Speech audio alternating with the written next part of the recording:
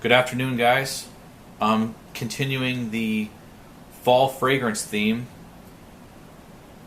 We'll be taking a look at Guerlain's L'Instant de Guerlain Pour Homme EDT. This fragrance was created in 2004. It's classified as a woody spicy, and it was formulated by the recently deceased Beatrice Piquet.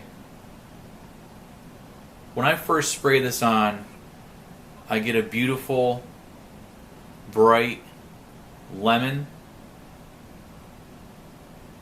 a wet jasmine note, and a very peaking anise.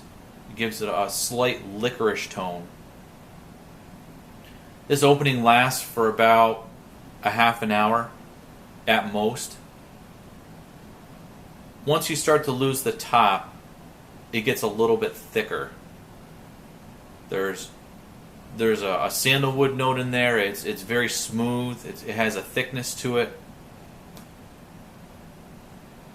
And I also pick up on a relatively minor cacao note. Now this is where this EDT separates itself from the EDP. To my nose, the EDP is mostly about the cacao and the patchouli. This one in the mid is more about the sandalwood and a resinous LME resin, and in the base, a very nice sparkling hibiscus seed. Now, for those of you not really familiar with the hibiscus seed note, it has a spark to it. It has a very light berry tone. It definitely has some sweetness with it, and that's where this fragrance gets its spark from, is the hibiscus seed. It's really difficult to describe, but that's probably the best I can do. The performance on this one is very good. I get about 10 hours on average, and I only use 2 to 3 sprays, and it can definitely be detected from feet away, so people definitely will smell you when you walk by them. In the original press release, it was suggested that this scent hinted at previous Guerlain offerings from their classic line.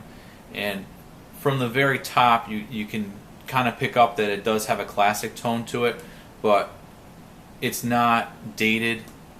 I haven't smelled a lot of their classic scents, but from the ones that I have smelled, they're a little too aristocratic for my taste. They're very more on the serious side. This one's a little more business casual, the kind of scent you'd wear with a nice pair of khakis and a polo, a Sunday afternoon with family and friends. I think this would fit right in.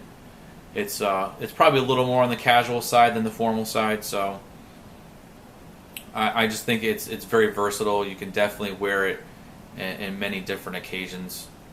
And I pick this scent up during days that will be no warmer than probably 80 degrees. Today it's in the 70s here, so it's probably at the upper limit of that, but it's still a fantastic scent.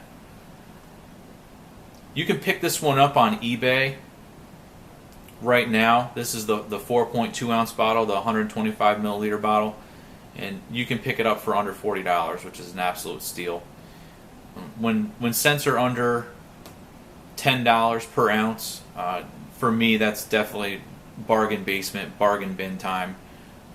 So it would be difficult for me to suggest blind buying this, because I originally owned this scent on a blind buy, and I purchased a 2009 bottle, and the top on that particular bottle lasted for an hour to even 2 hours, and the thick, wet jasmine note with the slightly old school citrus, it was a little too much for me, and it really was off-putting, so I ended up selling that bottle.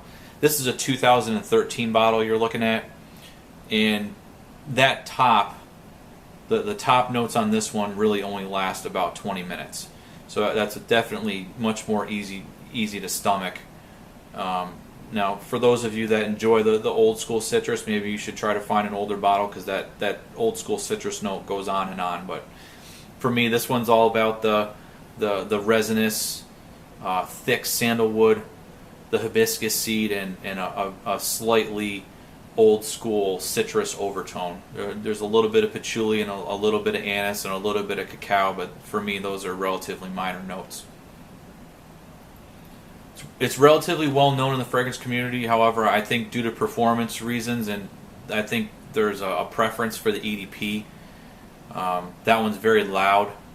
This one is a little more gentlemanly. I think it's a little more friendly to other people's noses. I personally prefer it to the EDP, just because it's more versatile. It's a little more friendly. Please comment, like, and subscribe, and thank you for watching.